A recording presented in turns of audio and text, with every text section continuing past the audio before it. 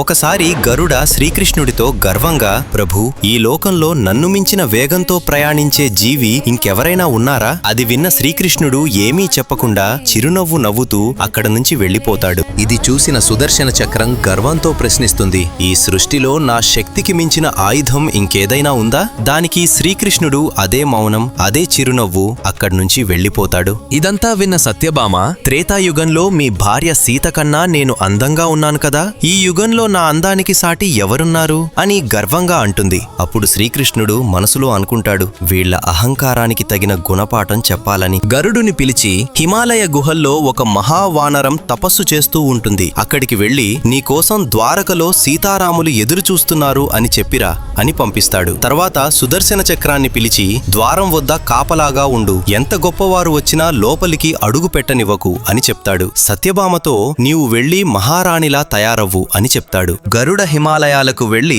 హనుమంతుడితో శ్రీకృష్ణుడు చెప్పిన మాటలను చాలా గర్వంగా చెప్పడం మొదలు పెడతాడు. ఆ మాటలు పూర్తవక ముందే హనుమంతుడు గరుడ కంటే 1000 రెట్లు వేగంగా దూసుకెళ్తాడు. అది చూసి గరుడ ఆశ్చర్యపోతాడు. హనుమంతుడు ద్వారక చేరుకుని రామునిలా ఉన్న శ్రీకృష్ణుడి ఎదుట వాలిపోతాడు. అప్పుడు శ్రీకృష్ణుడు అడుగుతాడు, ద్వారం వద్ద నిన్ను ఎవరు ఆపలేదా హనుమా? హనుమంతుడు చిరునవ్వుతో, స్వామి, ఒక చక్రం ఆపాలని చూసింది, కాని దానితో యుద్ధం చేస్తే మీ దర్శనం ఆలస్యమవుతుందనిపించింది, అందుకే దాన్ని అమాంతం మింగేశాను అని సమాధానం చెప్తాడు. హనుమంతుడు సత్యభామ వైపు చూస్తూ, స్వామి, ఈ చెలికత్తె ఎవరు? నా సీతమ్మ తల్లి ఎక్కడ ఉంది అని అడుగుతాడు. ఇలా శ్రీకృష్ణుడు, గరుడ, సుదర్శన చక్రం, సత్యభామ గర్వములను ఒక్క హనుమంతుడితో సమాధానం చెప్తాడు. జై శ్రీకృష్ణ అని కామెంట్ చేయండి, జై బజరంగబలి అని రాయండి.